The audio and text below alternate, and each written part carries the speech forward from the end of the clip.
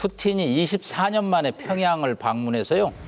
소멸됐던 북러 간의 군사 동맹 조약을 복원했습니다. 그럼으로써 이제 김정은은 포괄적 전략 동반자 관계를 맺고 파병을 결정을 했습니다. 이거는 전쟁을 치르고 있는 지금 100만 명의 사상자가 러시아에 발생하고 있거든요.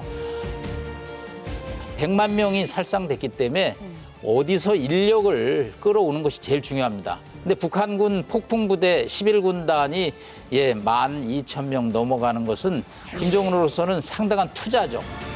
그럼 무엇을 얻으려고 하느냐? 역시 첨단 무기 기술입니다. 김정은이 ICBM 기지를 방문해서 화성 18호 앞에 현지 지도를 했는데 요게 이제 미국을 타격하는 무기인데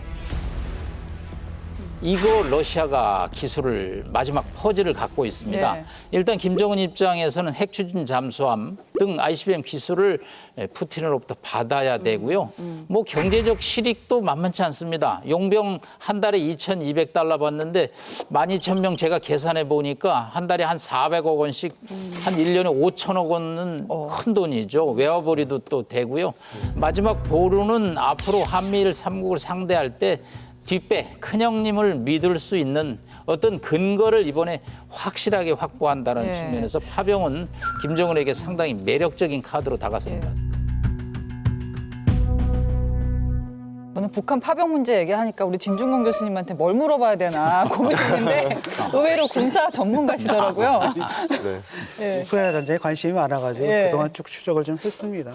저는 사실 몇 달 전부터 파병할 거다라고 이제 얘기를 했거든요. 맞아요. 예. 왜 그러냐면은 러시아가 처음에는 진짜 미군처럼 흉내를 좀 냈어요. 뭐 했는데 처음에 초반에 들어갔다가 이게 안 통하는 겁니다. 그래서 괴멸당하다시피 하지 않았습니까? 그래서 옛날 소비에트 교리로 돌아갔습니다. 그래서 포병은 전쟁의 신이다. 그래서 포병의 우위, 그 다음에 이제 밑 그라인더라 그래서 인해 전술을 써요. 그냥 이 사람들을 갖다 생명을 갖다가 이제 소모품처럼 쓰는 거거든요.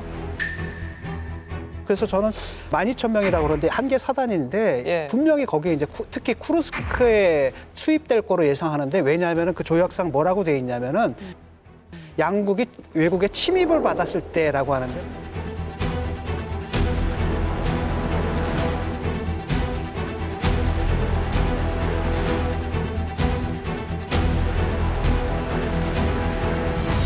근데 사실 우크라이나 전쟁은 러시아가 우크라이나를 침공한 거잖아요. 하지만 그 전쟁 내에서 쿠르스크 지역은 우크라이나가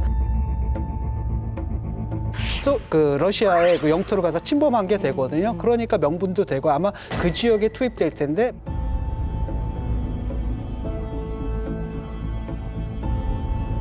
그 상황을 보잖아요. 거기 딱 보면 특수부대가 작전을 치는 환경이 아니에요. 그냥 해병대든 아니면 공수부대든 어차피 거기 그냥 밑그라인더로 들어가거든요. 보시면 알겠지만 평화입니다.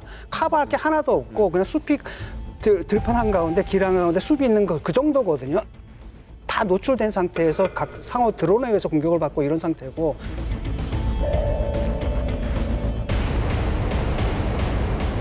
이게 이런 거거든요. 사실 군사학적으로는 정말 무모한 거잖아요. 그럼에도 불구하고 이게 말이 되는 게 지금 러시아 같은 경우에는 휴전을 바라고 있는 거거든요. 어차피 이제 미국에서 정권이 바뀌면 트럼프로 바뀌게 되면은 트럼프는 뻔한 겁니다. 오케이, 그냥 그 상태에서 휴전해. 우크라이나 같은 경우 자신의 영토를 뺏기는 거잖아요. 그걸 푸틴이 알거든요. 그러니까 12,000명이 들어가면 12,000명이 확장할 수 있는 요만큼의 영토가 있거든요. 그거라도 해야 된다. 이렇기 때문에 나름대로 그렇게 보면 합리적이고 정상적인 군사학적인 계산으로 따르면 굉장히 비합리적인 거죠, 지금 이게. 그래서 내가 불쌍해요. 거기 딱 들어가 보니까. 그 병사들도 보니까 예. 체격 좋고 특수부대를 가지고 뭔가 좀 기대했거든. 그래서 북한에서 뽑힌 애들 아닙니까? 폭풍 군대면 굉장히 그래도 총만 받는 군대인데 특수부대도. 신출 규모라는 발기산 전법, 용이 주도하고 변화무쌍한 작전 행동으로 적진을 교란시키며 잡이한 최후의 일격을 가할 수 있게 언제나 준비된 네 군대의 무쇠주먹 특수작전군 총대가 전투원들은 경애하는 김정은 동지를 모시고 싸움 기지를 남김없이 과시했습니다. 김정은 동지께서는 일당백의 싸움꾼들로 자라나 확실한 림전 태세를 철저하게 견제해 가고 있는 데 대하여 높이 치하하셨습니다. 근데 그 체격이 우리나라 중학교 3, 고1 정도의 체격밖에 안 되는 거예요. 그래서 그러니까 딱 보는 순간에 막 짠한 겁니다. 얘들 다 죽을 텐데. 그래서 너무 안타까워요. 2020년 보도인데요. 키 148cm, 몸무게 43kg 이상이면은 북한에서는 군입대 판정이 나온다는 거예요. 물론 뭐 폭풍군대는 특수부대니까 좀 다를 수도 있지만은 북한 남성도 이렇게 키가 작은가요? 예, 지금 북한 사람들의 평균 신장이 많이 작아졌고 거의 뭐 커 보이시는데? 예, 저는 큰 편입니다.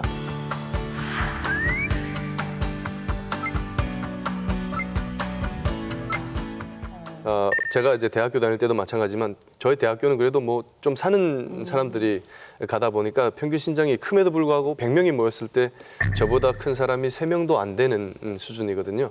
그래서 평균 신장이 거의 우리 한국인에 비해서 한 15에서 20cm 정도 작다라고 보시면 되겠고 아까 진 교수님께서 말씀을 하셨는데 아주 체구가 왜소하더라라고 말씀을 하셨는데 제가 북한에 살아본 사람 입장에서는 상당히 크다.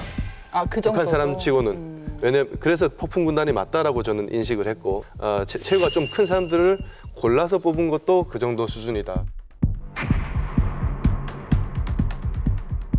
말씀하신 것처럼 이제 그 전장 자체가 북한의 특수부대는 한반도 산악 지형에 맞는 훈련을 한 군인들인데 이제 러시아 우크라이나 전장에 나가면 평야지대란 말이죠. 여기서는 이제 아무 그런 어떤 경험이 쓸모가 없는 상태가 될 텐데 거의 다 전사할 가능성이 큽니다.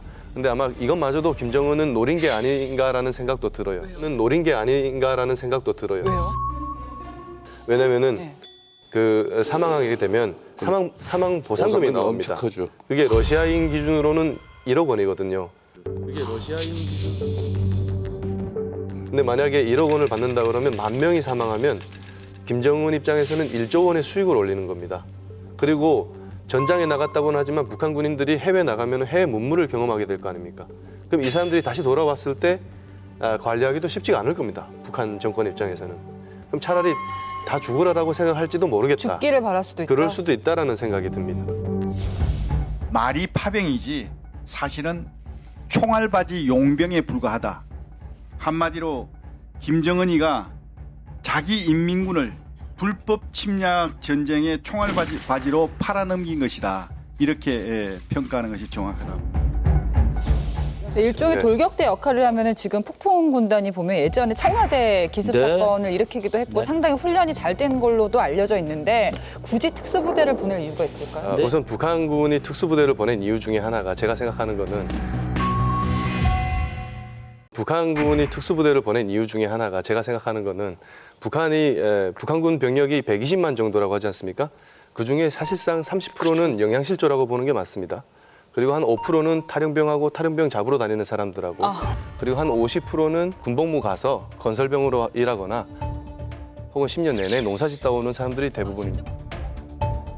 그러면 실질적으로 군대다운 군대라고 말할 수 있는 게 한 20만으로 추정되는 특수부대밖에 없습니다. 거기에 이제 호위총국이 좀 군대라고 말할 수 있는. 진 교수님 의견에 조금 저도 공감을 하는 게 밑그라인더로 보낸 것이 가능성이 높다. 북한군을 과소평가하는 지금 두 분의 말씀에 대해서 제가 조금 보완 말씀을 드려야 되는데 네, 북한군 만만치 않습니다. 그리고 젤렌스키 대통령이 뭐라고 그랬냐면 현대전의 실전 경험이 될 것이다. 그래서 아까 진 교수님이 짠한 마음은 있는데 이 폭풍군단이 또 특전사 부대로 만만치는 않습니다. 피해는 많이 발생될 거지만 예, 상당한 현대전을 경험할 것입니다. 미사일전, SNS전 여러 가지 첨단 유도 무기들이 작동되는 현장에서 그걸 체험한다라는 것은 이건 또 다른 데이터를 차원의 문제죠. 쌓는다. 그렇습니다. 예. 경험을 축적하고 그래서 뭐 이 사람들 중에 반만 살아 들어와서 또 북한군에게 그걸 적용한다면 북한군으로서는 실전 경험이 상당히 높아지기 때문에 김정은이 또 추구하는 목적 중에 하나가 아마 될 것으로 보입니다.